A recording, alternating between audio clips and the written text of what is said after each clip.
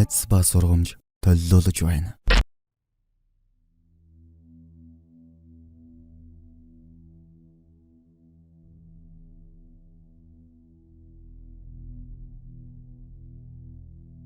Хүмүүс олон дахин асуугаад байгаа хэлж байгаа маа. Хуучин сууг маань устсан гэд шинээр сууг нээгээд хөгжүүлээ явж байна.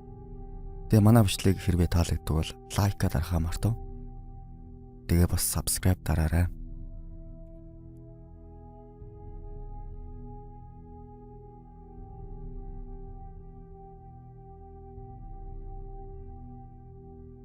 Их сурвалж бидэнд тохиолдсон аимшигт явдлууд Facebook group.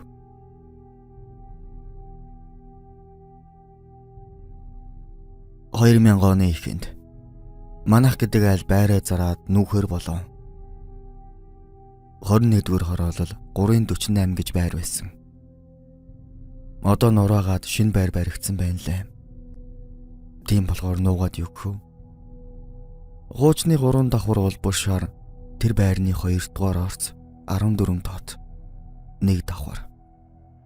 Ийм нэг шинэ байрандаа нүүж орлоо. Би 9 настай жаахан байсан үе. Гал тогооны өрөөний шалан хөрөөдөд авсан мэт хүн орж гарч болох хэмжээний дөрвөлжин нүхтэй. Бас үүд том өрөө хоёрыг заагалсан дундаа нэг ив хавгүй шавардсан нэг хантай. Энэ хоёр их сонин санагдж байсан юм.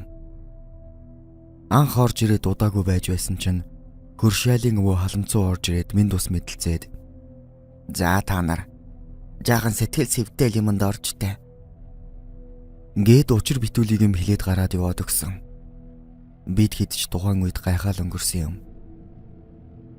Дэгсэн тэр байр их сонин. Нэг давхрын орцныг ирэл үргэж хатаад харанхуй байдаг. Шөнө өрөө гэрлүүгөө орохдоо ханаа тэмтэрч явах шахам хаалгаа болно. Шатаар өгсөж гараад харанхуйд гинэт яхаарахгүй хүн тулах шиг болохоор нь "Уучлаарай. Зүрий" гээд гараа явуулахаар хинж байхгүй. Тэгээд ландуурсан байна гэд хий тэмтрээд гэрлүүгөө орно. Энэ мэдрэгдэг зүйл зөвхөн би биш. Манайханд бүгд тэгж мэдрэгддэг байлаа. Манайх Жими гэд нэг хавд хижээдэг байсан юм. Зүгээр байж байгаад нэг харахаар үүдлүү гөлрөөд хуцаад байдаг байсан. Болон чигдэд суучаад коридор болон хаалгалуу гөлрөө суудаг байсан. Бид нар бас түлхүүрээ дандаа мартана. Эсвэл алдчихна. Нэг давхар болохоор авриад л порчкороо шургаад орно. Байнгал тэгдэг. Тэрэндээ ч сүулдэ тассан байж үлээ.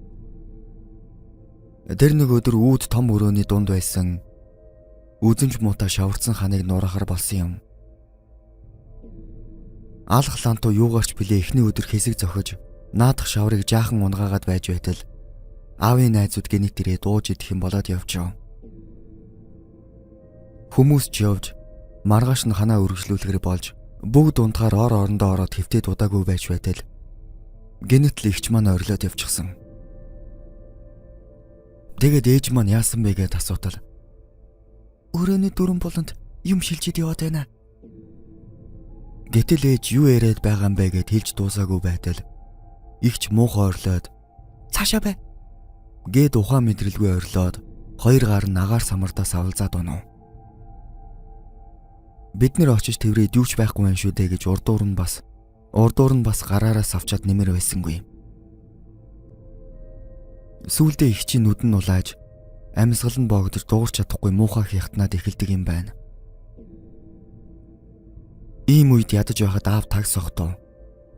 Би гэж хүн байранд байж шүнд ганцаараа алхаад 0 орч чадахгүй тийм аимхай хүүхэд байсан. Гэхдээ цагаа дулсан болохоор арцгаа жолоод утаад бүх өрөөгөө тойруулж гүгээд амхандаа л ир зориг гаргаж үлээ.